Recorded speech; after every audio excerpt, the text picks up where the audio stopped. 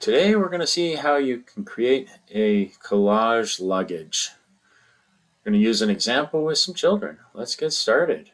The first thing we're going to do is we're going to pick our picture frame. We're just going to pick a simple Polaroid frame here. If you want to use something different, you can import it as your own image rather than using ours. Roughly place them. Now we put in the pictures of the kids. Again, we're just roughly placing them, sizing them. We're going to change where the order so the pictures go to the back and the frames come to the front. Then we resize the frames. We have to unlock it so we can unlock the aspect ratio so we can do width and height separately. They're our kids, so we're going to put a little heart in here because we love them so much. And some names so we don't forget who they are while we're away on vacation.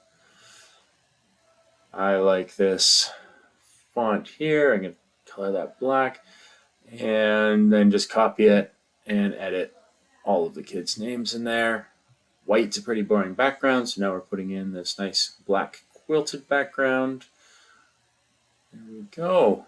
Love it. Looks great. Here we are. There's our kids' pictures, and now we can travel with them on our luggage.